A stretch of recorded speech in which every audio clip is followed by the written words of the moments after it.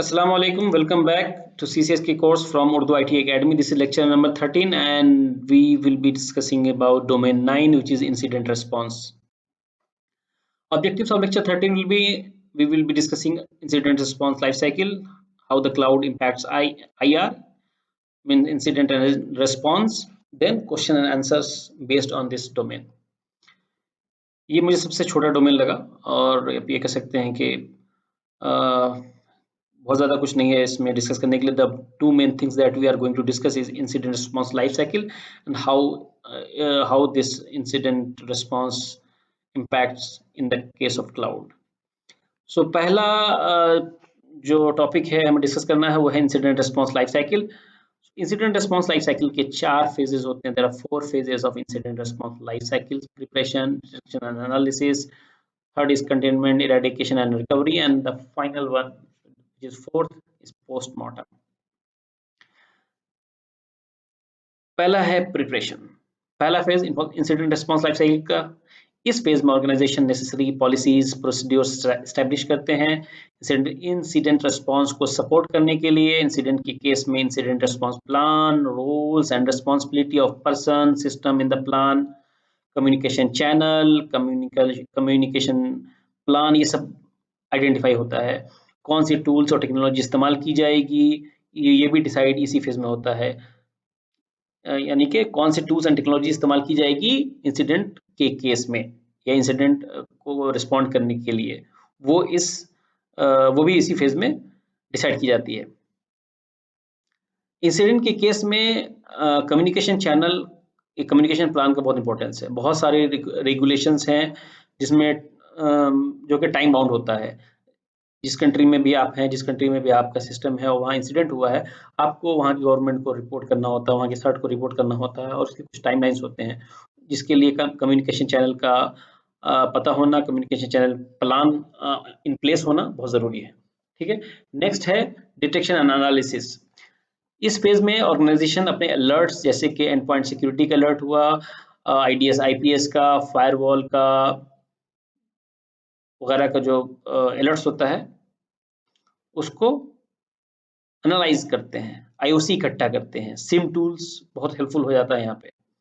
Incident के traces इकट्ठे किए जाते हैं. अलर्ट्स वैलिडेट करना होता है कि फॉल्स पॉजिटिव तो नहीं है. अटैक का टाइमलाइन डिसाइड करना, उस टाइमलाइन डिसाइड करना. उसके अलावा उसके ट्रेसेस से यानी कि टाइमलाइन का जो ट्रेस है उससे पोटेंशियल लॉस का अंदाजा लगाना. नोटिफिकेशन और कोऑर्डिनेशन एक्टिविटीज, ये सब इस फेज में आता है, यानी कि डिटेक्शन एंड एनालिसिस फेज का हिस्सा है. उसके बाद आता है कंटेनमेंट, इरेडिकेशन एंड रिकवरी, जो कि थर्ड फेज है और इस फेज में 3 एक्टिविटीज हैं: containment, eradication and recovery. Once incident is confirmed, focus हमारा होता है कंटेनमेंट का. कंटेनमेंट में सिस्टम को ऑफलाइन करना होता है या नेटवर्क से आइसोलेट करना होता है या कंप्रोमाइज अकाउंट को डिसेबल करना या मलिशियस IP को या मलिशियस डोमेन को ब्लॉक करना. ये सब कंटेनमेंट की एक्टिविटीज है. ऐसा क्यों करते हैं? ताकि इंसिडेंट को फर्दर स्प्रेड होने से बचाया जा सके. अगर आप याद करेंगे कोविड में क्या होता था. कोविड में अगर कोई बंदा कोविड पॉजिटिव है तो उसको आप सबसे पहले क्या करते थे? आइसोलेट करते थे, फिर उसका इलाज होता था. ठीक है.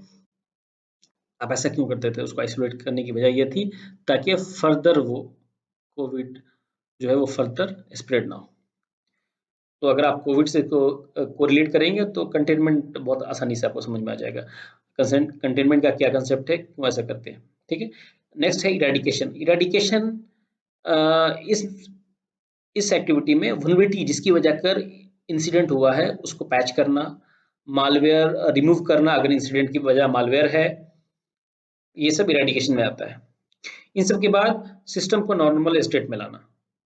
सपोज कीजिए आपका कोई सिस्टम है, आपका कोई सर्वर है, आपका कोई लैपटॉप है जो कि इन्फेक्टेड था और आपने क्या किया, आपने उसको कंटेन किया as a incident response plan. आपने उसको कंटेन किया. कंटेन करने के बाद जनरली क्या होता है कि हम उस मशीन को रीइमेज करते हैं.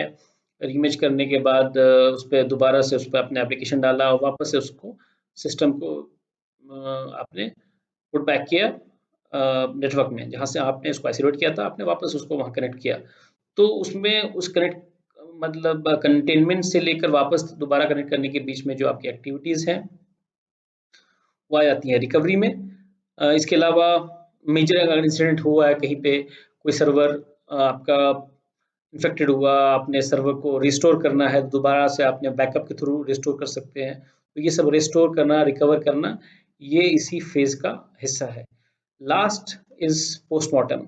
ये फेज पोस्टमार्टम, लेसन लर्नड या पोस्ट इंसिडेंट एक्टिविटी के नाम से भी जाना जाता है।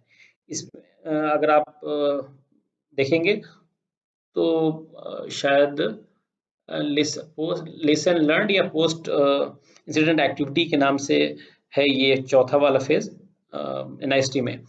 चूंकि क्लाउड सिक्योरिटी अलायंस ने सीसीएसके के सिलेबस में पोस्टमार्टम का ही वर्ड इस्तेमाल किया है, इसलिए मैंने भी इसी को रहने दिया है। इस फेज में आपने इंसिडेंट से क्या सबक हासिल किया, ये इंसिडेंट क्यों हुआ, क्या वजह थी, आगे फ्यूचर में इस तरह के इंसिडेंट नहीं हो, तो वो सब जो मंथन होता है, वो सब जो आप उस पर अपना माथापच्ची करते हैं, वो इस फेज का हिस्सा है, यानी कि पोस्टमार्टम का हिस्सा है। ठीक है, नेक्स्ट आता है how the cloud impacts IR, SLA and governance. सबसे इंपॉर्टेंट है, किसी भी इंसिडेंट के केस में एसएलए जो कि गवर्नेंस का पार्ट होता है उसका बहुत इंपॉर्टेंस है, क्योंकि आप पब्लिक क्लाउड में है, पब्लिक क्लाउड में डिफरेंट एसएलए है, सपोर्ट का भी, और उसी पर सपोर्ट के चार्जेस डिपेंड भी करते हैं। अगर आपके पास प्रीमियम सपोर्ट है तो इंसिडेंट के केस में क्लाउड सर्विस प्रोवाइडर से फॉरन कांटेक्ट हो जाता है आपका, या आप कह सकते हैं कि फॉरन कांटेक्ट करना आसान होता है। हालांकि स्टैंडर्ड सपोर्ट के केस में ऐसा हाल नहीं है, इसलिए कॉन्ट्रैक्ट बेसिकली एग्री करने से पहले इन सारे सिचुएशंस को ध्यान में रखना चाहिए। मैं आपको एक दिखाता हूँ अमेजोन का, ये देखिए अमेजोन का support plan, developer, business, enterprise, on ramp, enterprise. Just minute, ठीक है, अब देखिए यहाँ पर रिस्पॉन्स टाइम देखिए कितना डिफरेंट है। इसका मतलब है कि, और फिर उसी हिसाब से आप देखेंगे ये जो आपको चार दिख रहे हैं, there are 4 category you can see of support, I mean the charges will differ based on the based on the features provided, right? तो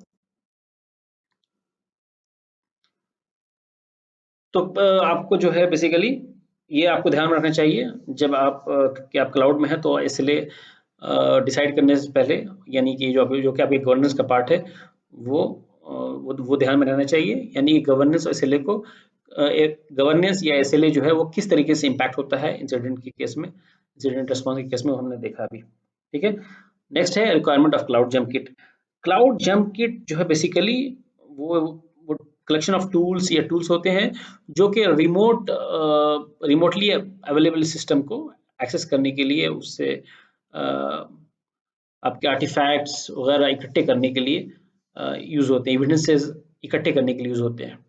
ये क्लाउड जंप किट का जो ये खास वर्ड जो है, ये खास टर्म जो है, वो क्लाउड सिक्योरिटी अलायंस यूज करता है, इसीलिए हम यहाँ पे इसको डिस्कस कर रहे हैं। ठीक है, क्लाउड इन्वायरमेंट में लॉग कलेक्ट करना एक पेचीदा मामला है। You need tools to collect logs, metadata from cloud. उसी तरीके से रनिंग वीएम का अगर इमेज हासिल करना हो इंसिडेंट के केस में, तो वैसा आसान नहीं होता है जैसा ऑन प्रेम के केस में होता है। तो कुछ इसलिए कुछ टूल्स की ज़रूरत होती है, उन टूल्स को, जो भी टूल्स की ज़रूरत होती है, जिस टूल का इस्तेमाल किया जाता है, उन टूल्स को जो है सीएसए क्लाउड जंप किट का टर्म देता है। ठीक है, नेक्स्ट है architecting the cloud environment for faster detection and investigation response. तो while designing and architecting your cloud environment, you should keep the faster detection, investigation and response issue in the mind. और उसी हिसाब से design and architecture होनी चाहिए। API कहाँ exposed है आपके ऐप की, इसलिए थ्रेट मॉडलिंग बहुत इंपॉर्टेंट हो जाता है। क्लाउड आर्किटेक्टिंग के केस में थ्रेट मॉडलिंग के थ्रू आप थ्रेट सोर्सेज और कंटेनमेंट एंड रिमीडिएशन को ध्यान में रखकर डिजाइन कर सकते हैं। सपोज कीजिए कि आपको फॉरेंसिक इन्वेस्टिगेशन करना है, और फॉरेंसिक इन्वेस्टिगेशन आप कैसे करेंगे, क्योंकि फॉरेंसिक इन्वेस्टिगेशन में आपको चैन ऑफ कस्टडी का इस्तेमाल करना होता है, तो वो सब भी आपको ध्यान में रखना होता है जब आप क्लाउड को आर्किटेक्ट कर रहे हैं या उसको डिजाइन कर रहे हैं। ठीक है। थर्ड है जो हम डिस्कस करेंगे, वो है detection end of N analysis of IS and pass and service as IS pass and SAS, sorry. So above all, remember IS pass and SAS के केस में response will not be same. हम इसे पिछले lectures में भी discuss कर चुके हैं कि IS pass और SAS के केस में cloud customer and cloud provider के पास क्या क्या एक्सेस होता है, और उस वजह से एविडेंस इकट्ठा करने में प्रॉब्लम आ सकती है, और आपको इस पेचीदगी को ध्यान में रखना होगा। नेक्स्ट है safeguarding cloud management plane meta structure.